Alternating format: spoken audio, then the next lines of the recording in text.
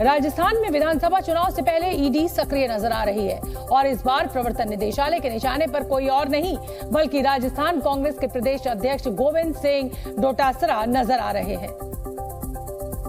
क्योंकि राजस्थान में हुए पेपर लीक मामले में गोविंद सिंह डोटासरा पर आरोप लगे थे, लिहाजा आरोपों की जांच के लिए प्रवर्तन निदेशालय की टीम सुबह सुबह डोटासरा के जयपुर स्थित सरकारी आवास पर पहुंची।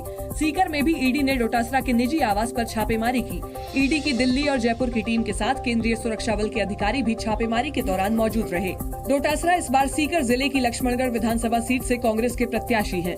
लक्ष्मणगढ़ से डोटासरा लगातार 3 बार चुनाव जीत चुके हैं और वो गहलोत कैबिनेट में प्राइमरी और सेकेंडरी एजुकेशन विभाग में राज्य मंत्री रह चुके हैं। अपने घर पर ईडी की छापेमारी पर गोविंद सिंह डोटासरा ने माइक्रो ब्लॉगिंग साइट एक्स पर प्रतिक्रिया देते हुए सत्यमेव जयते लिखा। इसके साथ ही कांग्रेस ने छापेमारी को लेकर बीजेपी पर हमला बोला। इसके लिए कांग्रेस अध्यक्ष मल्लिकार्जुन खड़गे ने भी माइक्रो ब्लॉगिंग साइट एक्स का सहारा लिया। उन्होंने लिखा कि राजस्थान में अपनी निश्चित हार को देखते हुए बीजेपी ने अपना आखिरी दांव चला है। खड़गे ने कहा है कि चुनाव आते ही ईडी, सीबीआई और आईटी बीजेपी के असली पन्ना प्रमुख बन जाते हैं। देखिए, जहाँ भी इलेक्शन होते हैं इस तरह की कार्रवाई होती है, ये कोई नई बात नहीं। जब इलेक्शन होगा तो कांग्रेस के प्रदेश अध्यक्ष और कांग्रेस नेताओं के ऊपर ईडी की कार्रवाई होगी। कांग्रेस ने कहा है कि जनता बीजेपी को करारा जवाब देगी। अब ये जो चाहे वो करें, मतदाता सब देख रहे हैं। कांग्रेस ने बीजेपी पर जांच एजेंसियों के दुरुपयोग का भी आरोप लगाया है। प्रवर्तन निदेशालय ने राजस्थान के मुख्यमंत्री अशोक गहलोत के बेटे वैभव गहलोत को भी सम्मन जारी किया है। ये सम्मन विदेशी मुद्रा अधिनियम यानी फेरा में कथित अनियमितताओं के मामले में भेजा गया है। इस बारे में खुद राजस्थान के सीएम अशोक गहलोत ने एक्स पर जानकारी दी। उन्होंने लिखा कि मेरे बेटे वैभव गहलोत को ईडी में हाजिर होने का समन आया है। ईडी ने वैभव गहलोत के फेमा मामले में समन जारी कर 27 अक्टूबर को पूछताछ के लिए बुलाया है। वैभव गहलोत के खिलाफ जयपुर के 2 निवासियों ने शिकायत दर्ज कराई थी। इस शिकायत में कहा गया था कि वैभव गहलोत ने मॉरिशस की शिवनार होल्डिंग्स नाम की कंपनी से अवैध धन को ठिकाने लगाया था। बताया जा रहा है कि ये कंपनी शेल कंपनी है। हालांकि अशोक गहलोत ने इसे टैक्सी कंपनी से जुड़ा मामला बताया। वैभव गहलोत का तो खाली, जहाँ तक मेरे को नॉलेज है, ये खाली टैक्सी की जो है कंपनी है, उसमें रतन शर्मा पहले पार्टनर था। 25 लाख रुपए का 25 लाख रुपए का ही हिस्सेदारी मेरे ख्याल वैभव गहलोत की थी और वो अलग पार्टनर अलग हो गए। इतना ही मामला है। अशोक गहलोत ने कहा है कि ईडी राजस्थान में बीजेपी की हालत खराब करेगी। बेटे वैभव गहलोत को सम्मन मिलने और राजस्थान कांग्रेस के नेताओं पर छापेमारी से राजस्थान के मुख्यमंत्री अशोक गहलोत भड़क गए। उन्होंने आरोप लगाया कि केंद्र सरकार गुंडागर्दी पर उतर आई है। इसके साथ ही अशोक गहलोत ने कहा है कि सवाल मेरे बेटे या राजस्थान कांग्रेस अध्यक्ष का नहीं है। इन्होंने पूरे देश में आतंक मचा रखा है। पूरे देश के अंदर आतंक मचा रखा है, आतंक मचा रखा है। और जिस पर आतंक है, छत्तीसगढ़ में करीब साल भर से ईडी के लोगों ने, मैंने सुना है, वहाँ अपने फैमिली को शिफ्ट कर दिया। अशोक गहलोत ने कहा है कि ईडी के छापे से कांग्रेस घबराने वाली नहीं है। कांग्रेस पार्टी, उसके नेता कोई घबराने वाला नहीं है, चाहे वो कितना ही ईडी का दुरुपयोग करे। अशोक गहलोत ने आरोप लगाया कि पीएम मोदी और अमित शाह उन्हें टारगेट कर रहे हैं क्योंकि वो राजस्थान में सरकार नहीं गिरा पा रहे हैं। गोविंद सिंह डोटासरा के घर पर कल मुख्यमंत्री अशोक गहलोत ने राजस्थान के लोगों के लिए 2 गारंटी का ऐलान किया था। मुख्यमंत्री गहलोत का आरोप है कि इसीलिए उनके यहाँ ईडी ने आज छापेमारी की। लेकिन अशोक गहलोत ने केंद्र सरकार को चैलेंज करते हुए कहा कि वो कल 5 और गारंटी का ऐलान करने जा रहे हैं, इसलिए वो सोच लें कि परसों कहां छापेमारी करनी है। अभी तो हम और गारंटी देने जा रहे हैं, कल 5 गारंटी देने जा रहे हैं। 5 गारंटी उनको तैयारी करनी है, 5 नेताओं को चुन ले पहले ही। जब गारंटी कल देंगे तो परसों कहाँ छापे डालने हैं पहले तय कर दें। गहलोत ने कहा कि राजस्थान कांग्रेस अध्यक्ष ने किसानों और गरीबों की आवाज उठाई, इसलिए उनके खिलाफ कार्रवाई हो रही है। आप नोटिस दिया नहीं, कोई केस दर्ज नहीं, कोई शिकायत नहीं। अशोक गहलोत ने आरोप लगाया है कि बीजेपी नहीं चाहती कि राजस्थान में महिलाओं को, किसानों को, गरीबों को कांग्रेस की ओर से दी जा रही गारंटियों का लाभ मिल सके। एक तरफ कांग्रेस ईडी की छापेमारी को लेकर बीजेपी पर निशाना साध रही है, तो दूसरी तरफ बीजेपी ने चेतावनी देते हुए कहा है कि पेपर लीक मामले में अब बड़ी मछलियां पकड़ी जाएंगी। राजस्थान बीजेपी के प्रभारी और महासचिव अरुण सिंह ने कहा कि पिछले 5 साल में राजस्थान में 17 बार पेपर लीक के मामले सामने आए और बड़े पैमाने पर पैसों का लेन देन हुआ, इसलिए ईडी को कार्रवाई करनी पड़ी। जो पेपर लीक 17 बार पेपर लीक हुआ है और उसमें वास्तव में जो बड़े मगरमच्छ थे उन पे कार्रवाई नहीं हुई, सरकार ने कोई कार्रवाई नहीं की और युवाओं के भविष्य पे हथौड़ा चलाने का काम गहलोत सरकार ने काम किया है। बीजेपी ने अशोक गहलोत सरकार को आजादी के बाद की सबसे भ्रष्ट सरकार बताया है। 5 साल भ्रष्टाचार किया गया है और इसीलिए आज विक्टिमहुड कार्ड नहीं, अशोक गहलोत जी को तो जवाबदेही देनी चाहिए। वहीं केंद्रीय मंत्री ज्योतिरादित्य सिंधिया ने कहा कि कुछ गलत हुआ है तभी कार्रवाई की जा रही है। थार रेगिस्तान के बीच बसा वो जिला जो राजस्थान के सबसे खूबसूरत शहरों में शुमार है, जिसका कद राजस्थान की सियासत में कितना ऊंचा है ये राज्य की कैबिनेट में साफ झलकता है। जी हां, हम बात कर रहे हैं बीकानेर की, जहां से राजस्थान की गहलोत सरकार के 3 मंत्री आते हैं।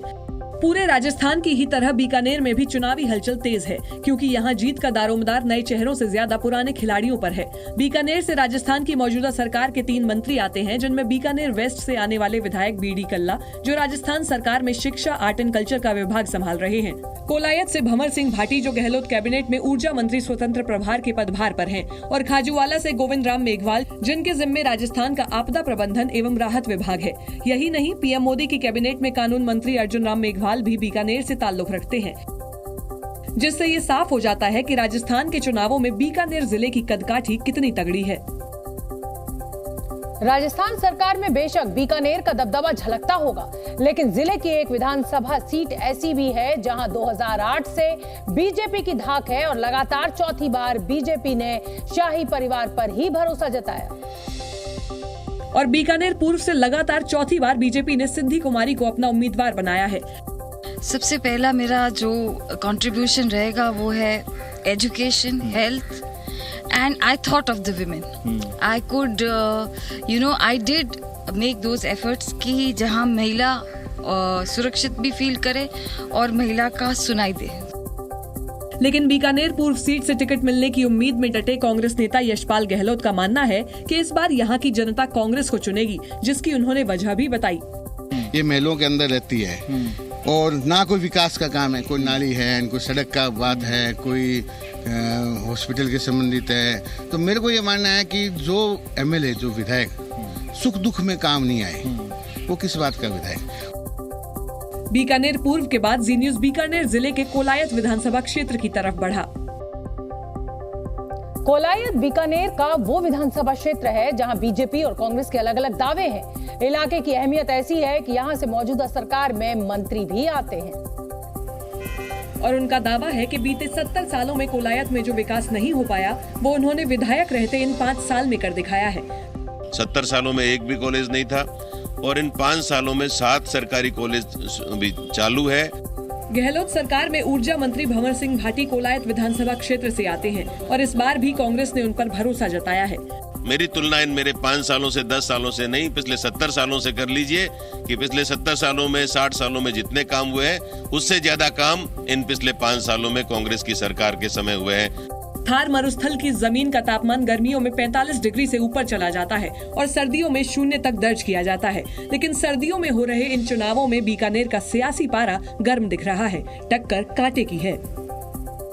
राजस्थान की राजनीति में बीकानेर की अपनी धाक है, लेकिन यहाँ राजस्थान की सियासत की बरसों से चली आ रही परिपाटी दिखाई नहीं देती, जिसमें जनता एक बार कांग्रेस को चुनती है और एक बार बीजेपी को मौका देती है।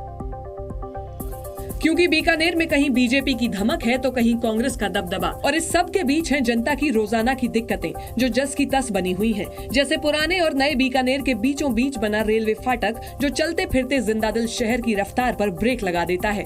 ये रेल लाइन की समस्या जो है, फाटकों की समस्या जो है, ये पिछले 30 वर्षों से तो मैं देख रहा हूँ, हर 10 मिनट बाद में ये फाटक बंद हो जाते हैं और ट्रैफिक ऐसे ही लग जाता है, ऐसे जाम लग जाता है। जाम के बाद जितनी देर में ट्रैफिक निकल पाता है उतनी देर में दोबारा रेलवे फाटक बंद होने का वक्त हो जाता है और इसके बाद लोग जान खतरे में डालकर यहाँ से गुजरते दिखाई देते हैं, मानो सरकार की लाचारी के आगे हार मानकर झुक रहे हों। इस क्षेत्र से तकरीबन 3 मिनिस्टर मौजूदा इस वक्त की जो कांग्रेस की गवर्नमेंट है वहां से आते हैं, एक केंद्रीय मंत्री वो भी यहीं से आते हैं, बावजूद इसके जो ये समस्या है वो जस की तस इतने सालों से, या मैं कहूँ इतने दशकों से बनी हुई है।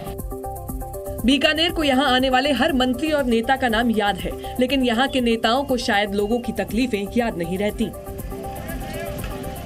थार रेगिस्तान के क्षेत्र में फैले बीकानेर जिले में चुनाव का एक मुद्दा सूरसागर भी है, जहां हर सरकार अपने नाम की एक शिला तो लगवा देती है, लेकिन बीकानेर के सागर की सूरत नहीं बदलती। बीकानेर के सूरसागर में पहले गंदा पानी रहता था, उसके बाद बीजेपी सरकार ने उसकी सफाई करवाकर साफ पानी भरवाया, लेकिन इस चुनावी सागर के मौजूदा हालात क्या हैं, ये बीकानेर की जनता ने ही बता दिया। क्योंकि वो जूनागढ़ के सामने तो एक हेरिटेज लुक है, उस लुक के लिए उसको साफ पानी किया गया। अब तो ना तो पानी रहता है, ना कुछ और रहता है, ना कुछ यूज है। करोड़ों रुपए लग गए, बस वो गड्ढा का गड्ढा है। जी न्यूज की टीम जब वहां पहुंची तो सूरसागर परिसर में 2 शिलाएं दिखी। एक पर पूर्व मुख्यमंत्री वसुंधरा राजे का नाम था और सौंदर्यीकरण की लागत 6 करोड़ लिखी थी, जबकि दूसरी पर मौजूदा सरकार में मंत्री और बीकानेर पश्चिम से कांग्रेस विधायक वीडी कल्ला का नाम लिखा था, जो 1.5 करोड़ की लागत से सूरसागर के सौंदर्यीकरण की पुष्टि कर रही थी। और सौंदर्यीकरण के नाम पर 1.5 करोड़ रुपए यहाँ पर तब वीडी कल्ला जो फिलहाल पश्चिम से। लेकिन इस साज सज्जा की हकीकत कुछ और ही निकली।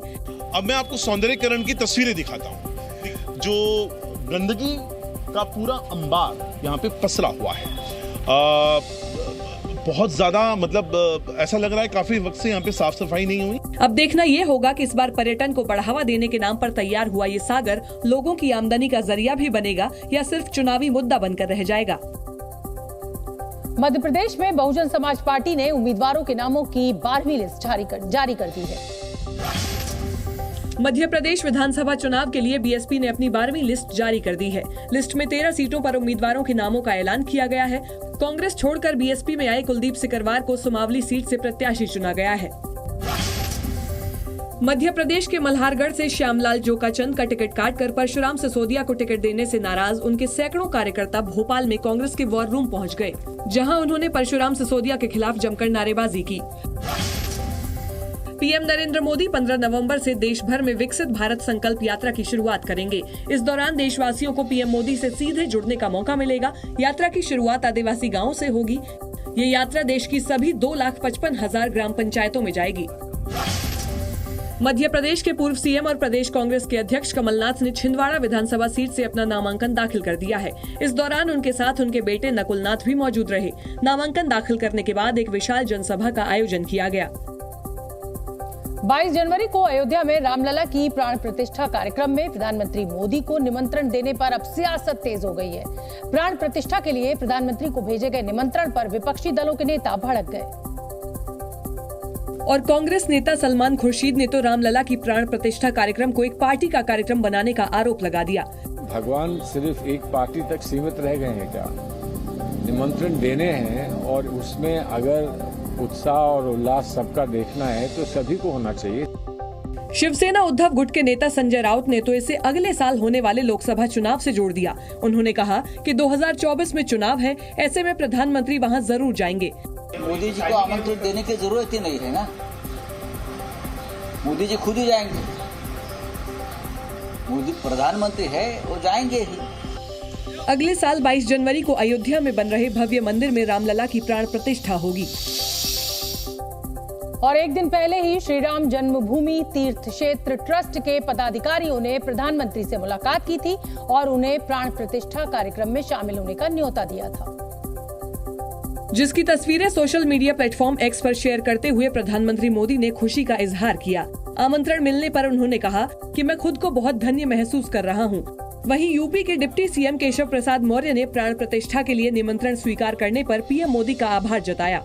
माननीय प्रधानमंत्री जी ने जो अपनी सहमति दी है, जो आने का कार्यक्रम बनाए हैं, यह निश्चित तौर से हर व्यक्ति को, हर राम भक्तों को उत्साहित करने वाला है। कांग्रेस नेता कमलनाथ ने अयोध्या में निर्माणाधीन राम मंदिर को लेकर बीजेपी पर हमला बोला। उन्होंने कहा कि ये मंदिर बीजेपी का नहीं, देशवासियों का है। देखिए, ये तो ऐसे ही राम मंदिर की बात कर रहे हैं जैसे ये भारतीय जनता पार्टी का मंदिर हो। राम मंदिर हमारे देश का मंदिर है।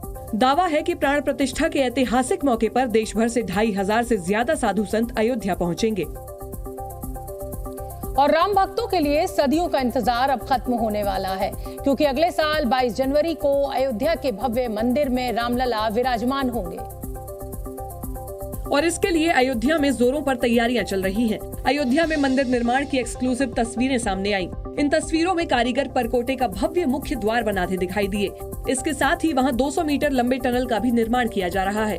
दावा है कि ये देश का पहला ऐसा मंदिर होगा जिसके मुख्य द्वार के नीचे से होकर श्रद्धालु निकास द्वार तक पहुँचेंगे। तमाम जो लोग राम लला की जो प्राण प्रतिष्ठा देखने के लिए अयोध्या आएंगे, उनके लिए भी विशेष तैयारियां की जा रही हैं। ऐसे में 22 जनवरी 2024 इतिहास में दर्ज होने के लिए अपने आप को तैयार कर रहा है।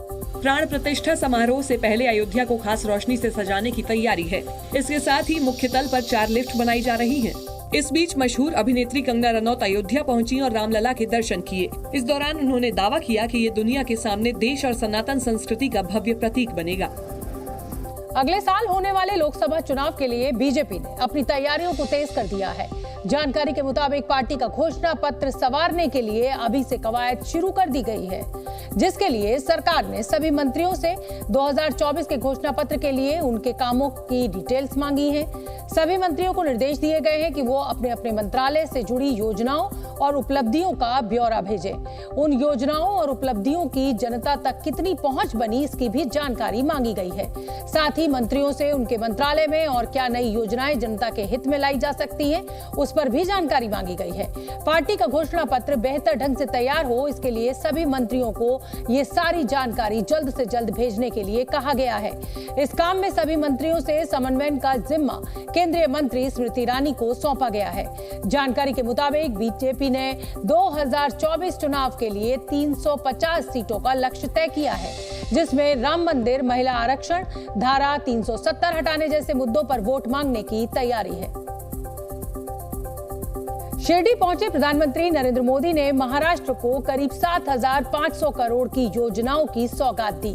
इससे पहले प्रधानमंत्री मोदी महाराष्ट्र के राज्यपाल रमेश बैस, मुख्यमंत्री एकनाथ शिंदे और उप मुख्यमंत्री देवेंद्र फडणवीस के साथ शिरडी के साई मंदिर भी गए, जहां प्रधानमंत्री ने पूरे विधि विधान के साथ पूजा अर्चना की।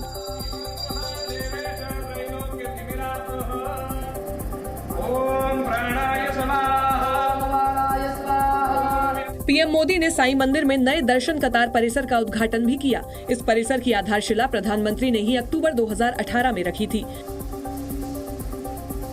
इस दौरान पीएम मोदी ने कई विकास परियोजनाओं का उद्घाटन और शिलान्यास किया। साईं बाबा के आशीर्वाद से 7,500 करोड़ रुपए के विकास कार्यों का भी शिलान्यास और लोकार्पण हुआ है। प्रधानमंत्री ने नीलवंडे बांध का जल पूजन भी किया। साथ ही साथ उन्होंने बांध के नहर नेटवर्क को भी राष्ट्र को समर्पित किया। अगले साल होने वाले लोकसभा चुनाव से पहले ही उत्तर प्रदेश में समाजवादी पार्टी और कांग्रेस के बीच पोस्टर पॉलिटिक्स शुरू हो गई है। कुछ दिन पहले ही लखनऊ में समाजवादी पार्टी के दफ्तर के बाहर पोस्टर लगाया गया था, जिसमें अखिलेश यादव को देश का भावी प्रधानमंत्री बताया गया था। और समाजवादी पार्टी के इस पोस्टर का जवाब कांग्रेस ने भी पोस्टर के जरिए ही दिया। अब कांग्रेस दफ्तर के बाहर एक पोस्टर लगाया गया, जिसमें राहुल गांधी को 2024 में प्रधानमंत्री, जबकि 2027 में कांग्रेस नेता अजय राय को यूपी के मुख्यमंत्री का दावेदार बताया गया। कांग्रेस मुख्यालय के ठीक बाहर कांग्रेस के नेताओं ने भी पोस्टर लगा दिया है, जिसमें 2024 में राहुल गांधी को प्रधानमंत्री का चेहरा बताया गया है। इसके साथ साथ 2027 में उत्तर प्रदेश में अजय राय को उत्तर प्रदेश के मुख्यमंत्री के तौर पर दर्शाया गया है। कांग्रेस के इस पोस्टर से सियासत गरमाते देर नहीं लगी। हालांकि समाजवादी पार्टी के नेताओं ने इस पोस्टर पर टिप्पणी करने से इनकार कर दिया, लेकिन अखिलेश यादव को एक बार फिर प्रधानमंत्री का दावेदार बताया।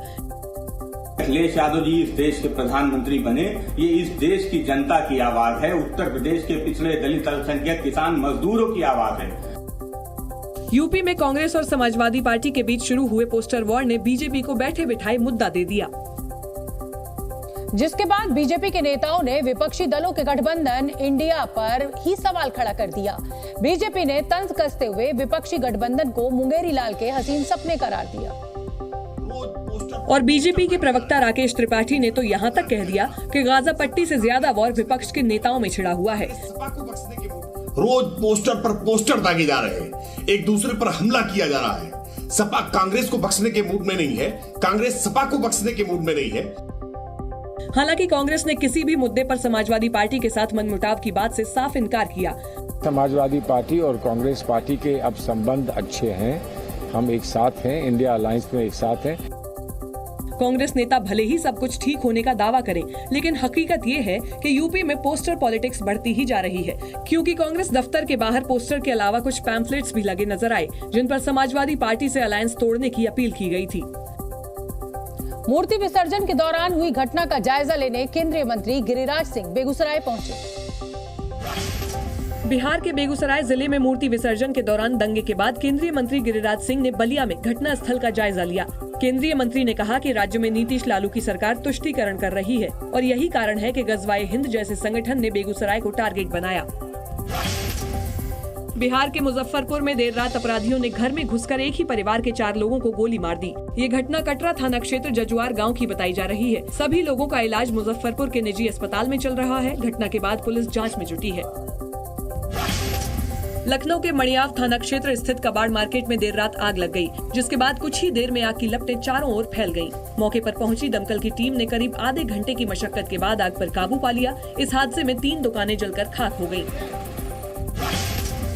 कर्नाटक के चिकबल्लापुर इलाके में एक टाटा सूमो कार ट्रक से टकरा गई। इस भयानक हादसे में 5 लोगों की मौत हो गई। घटना में 3 लोग गंभीर रूप से घायल हैं, जिन्हें अस्पताल में भर्ती कराया गया है। हमास के खिलाफ युद्ध के 19वें दिन एक बार फिर इजराइल की फौज ने जोरदार हमला किया। इजराइल डिफेंस फोर्सेस ने हमास के ठिकानों को टारगेट करते हुए जबरदस्त बमबारी की। आईडीएफ ने गाजा स्थित अल शती रिफ्यूजी कैंप पर भी बम बरसाए, जिसमें नॉर्थ गाजा से आए सैकड़ों परिवार ठहरे हुए थे। लिहाजा सवाल उठने लगे कि इजराइल के रिफ्यूजी कैंप पर धावा क्यों बोला, जबकि वहां निर्दोष लोग थे। दरअसल इजराइल की फौज ने गाजा स्थित अल शती रिफ्यूजी कैंप पर बम इसलिए बरसाए क्योंकि वहां हमास के आतंकी पनाह लिए हुए थे। इजरायली सेना ने दावा किया कि अल शती रिफ्यूजी कैंप को हमास के आतंकी लॉन्च पैड की तरह इस्तेमाल करना चाहते थे और ये भूमध्य सागर के तट पर था। लिहाजा इजरायल की सेना ने इस रिफ्यूजी कैंप पर हमला कर हमास की खूनी साजिशों को धूल में मिला दिया।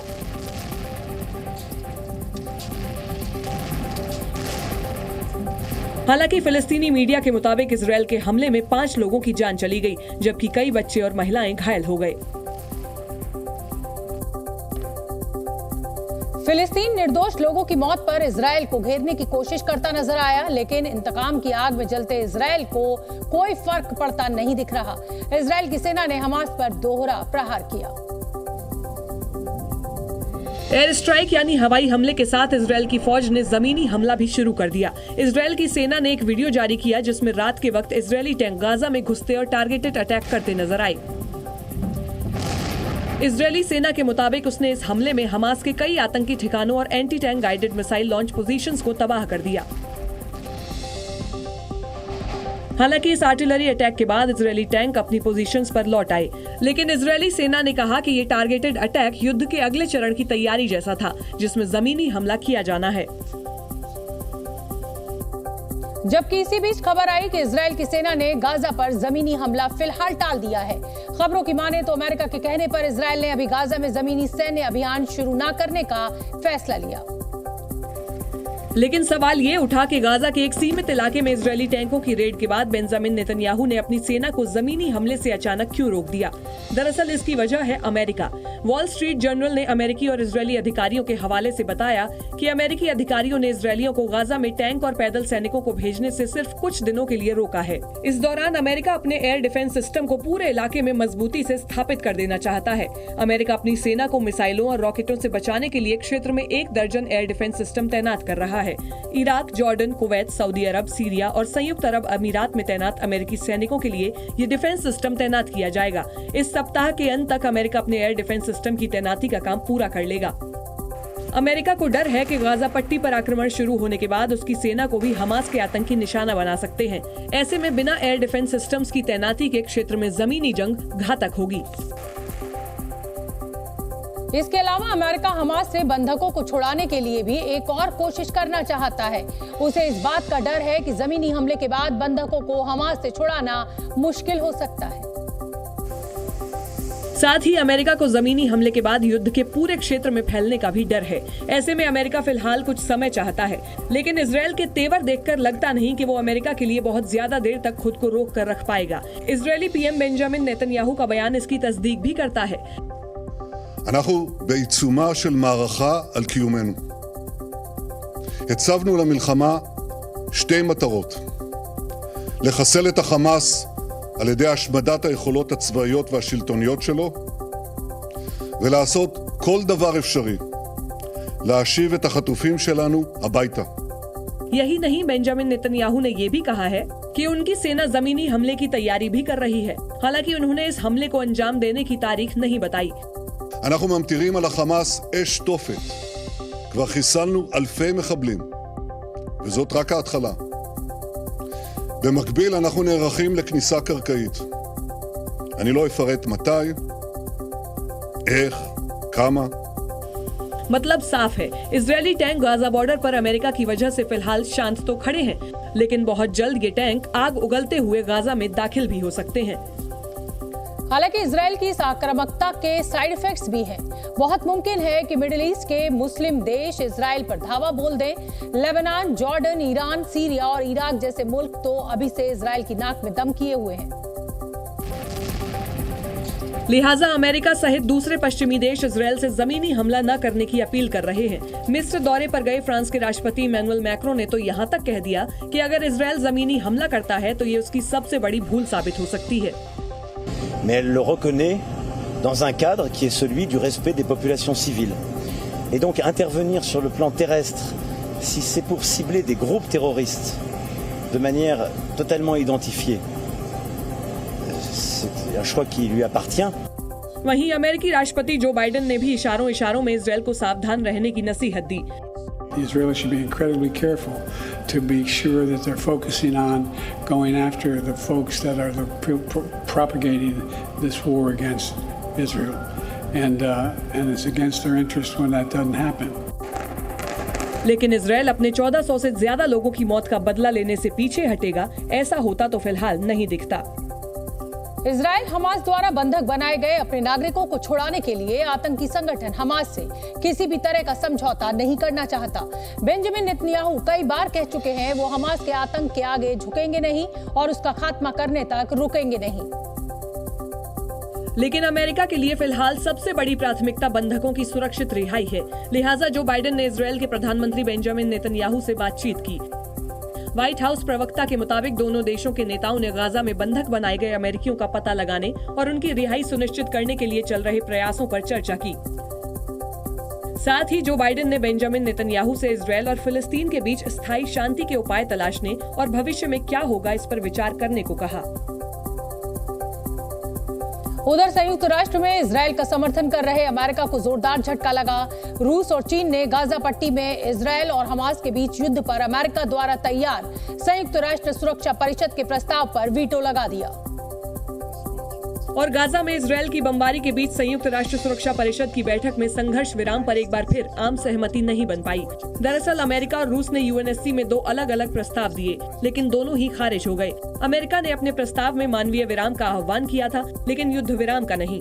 साथ ही ये कहा था कि सुरक्षा परिषद द्वारा पारित किसी भी प्रस्ताव में इजरायल और गाजा में हिंसा के लिए हमास को दोषी ठहराया जाए। वहीं रूस का प्रस्ताव गाजा में युद्ध विराम पर केंद्रित था। गाजा में युद्ध विराम का आह्वान करने वाले रूस के प्रस्ताव के पक्ष में 4 वोट पड़े, जिनमें रूस और चीन भी शामिल हैं। अमेरिका ने जहां रूस के प्रस्ताव के खिलाफ वीटो किया, वहीं चीन और रूस ने अमेरिका के प्रस्ताव को अपने वीटो पावर का इस्तेमाल करते हुए खारिज कर दिया। इजरायल हमास युद्ध के बीच तुर्की के राष्ट्रपति का भी बड़ा बयान सामने आया। तुर्की के राष्ट्रपति रजब तैयब एर्दोगन ने अचानक अपना स्टैंड बदलते हुए हमास को आतंकी संगठन मानने से ही इनकार कर दिया। तुर्की के राष्ट्रपति ने हमास को मुजाहिदीन बताते हुए कहा कि वो अपनी मातृभूमि की रक्षा कर रहे हैं। एर्दोगान ने संसद में अपनी पार्टी की एक सभा को संबोधित करते हुए कहा कि इजरायल पश्चिम के साथ साथ हमास को भी आतंकी संगठन के रूप में देख सकता है। पश्चिम आपका बहुत आभारी है, लेकिन तुर्की पर आपका कोई कर्ज नहीं है। हमास आतंकी नहीं, बल्कि अपनी जमीन की रक्षा करने वाले मुजाहिदीनों का समूह है। मुजाहिद अरबी का एक शब्द है जिसका मतलब होता है पवित्र युद्ध लड़ने वाले। लेकिन इजरायल को रेजेप तैयब एर्दोगान का बयान रास नहीं आया। इजरायल ने कहा कि आतंकी संगठन हमास के बारे में तुर्की के राष्ट्रपति के शब्दों को पूरी तरह से खारिज किया जाता है। हमास ISIS से भी बदतर आतंकी संगठन है। गौरतलब है कि तुर्की खुद को इस्लामी देशों का नेता साबित करना चाहता है। यही नहीं, रेचेप तैयप एर्दोआन जंग के बीच हमास के नेता इस्माइल हानिया और फिलिस्तीन के राष्ट्रपति महमूद अब्बास से भी मुलाकात कर चुके हैं। वहीं दूसरी तरफ इजरायल पर हमास के हमले को लेकर अमेरिकी राष्ट्रपति जो बाइडेन ने भी एक सनसनीखेज दावा किया। बाइडेन के मुताबिक हमास ने सोची समझी साजिश के तहत इजरायल पर हमला किया और इसका ताल्लुक भारत में हुए G20 सम्मेलन से है।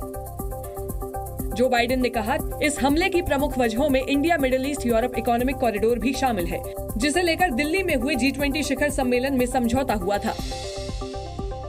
बाइडेन के मुताबिक इजरायल का क्षेत्रीय देशों के साथ एकीकरण बढ़ाने की कोशिश हो रही थी और इसी के तहत India middle east Europe economic corridor पर आम सहमति बनी थी, लेकिन इसे हमास ने डिरेल करने की कोशिश की। हालांकि जो बाइडेन ने ये भी कहा कि उनके पास इसके सबूत नहीं है। लेकिन गौर करने वाली बात यह है कि भारत सऊदी अरब, UAE और इजरायल के रास्ते यूरोप तक कॉरिडोर बनाना चाहता है। इससे पूरे खाड़ी के बड़े देश एकजुट हो जाते और इजरायल से लेकर सऊदी अरब तक का काफी फायदा होता। भारत और अमेरिका मिलकर इस रेल रोड प्रोजेक्ट को आगे बढ़ाना चाहते हैं ताकि चीन के BRI को टक्कर दी जा सके। दिल्ली में बढ़ते प्रदूषण से निपटने के लिए राज्य सरकार अब एक्शन में नजर आ रही है। आज से दिल्ली में red light on engine of मुहिम की शुरुआत हो चुकी है, जिसके तहत दिल्ली के लोगों से अपील की गई है कि जब उनकी गाड़ी रेड लाइट पर खड़ी हो तो वो इंजन ऑफ कर लें। इस अभियान की शुरुआत आज दिल्ली के ITO चौराहे से की गई और जल्द ही ये अभियान दिल्ली की सभी 70 विधानसभाओं में चलाया जाएगा। केंद्र सरकार की ओर से करवाई गई एक रिसर्च के मुताबिक रेड लाइट पर खड़ी गाड़ियों का इंजन बंद होने से दिल्ली के प्रदूषण में 9% तक की कमी आ सकती है। जानकारी के मुताबिक अमूमन दिल्ली में 1 घंटे के सफर में एक गाड़ी करीब 10 मिनट तक रेड लाइट पर खड़ी होती है। साथ ही दिल्ली में बिना पॉल्यूशन सर्टिफिकेट के चलने वाली गाड़ियों की धरपकड़ भी तेज कर दी गई है। UAE ने फिलिस्तीन के लोगों के लिए मानवीय सहायता भेजी है। UAE ने गाजा पट्टी के लोगों के लिए अमीरात एयरक्राफ्ट के जरिए 10 टन चिकित्सा सहायता और आपदा राहत सामग्री मिस्र के रास्ते गाजा पहुंचाई। इजरायल की तरफ से लगातार हो रहे हमलों के कारण फिलिस्तीन में जरूरत के सामान की भारी कमी हो गई है, लिहाजा अलग अलग देश फिलिस्तीन के लोगों के लिए मानवीय सहायता भेज रहे हैं। इजरायली प्रदर्शनकारियों ने तेल अवीव में बंधकों की रिहाई के लिए प्रदर्शन किया। प्रदर्शन के दौरान उनके हाथ में उन लोगों की तस्वीरें दिखाई दी जिन्हें हमास के आतंकवादियों ने बंधक बनाया हुआ है। प्रदर्शनकारी लगातार इजरायल की सरकार से बंधकों की रिहाई की मांग कर रहे हैं। गाजा पट्टी पर लगातार हो रहे इजरायली हवाई हमलों के खिलाफ सैकड़ों प्रदर्शनकारियों ने रमल्ला शहर में प्रदर्शन किया। हाथों में फिलिस्तीन का झंडा लेकर प्रदर्शनकारियों ने हमलों को जल्द से जल्द रोकने की मांग की। रूसी फौज ने राष्ट्रपति व्लादिमीर पुतिन को परमाणु परीक्षण का प्रेजेंटेशन दिखाया, जबकि इस प्रेजेंटेशन से पहले रूसी संसद के उच्च सदन ने परमाणु परीक्षण प्रतिबंध से जुड़ी संधि को रद्द करने की मांग की। Z News।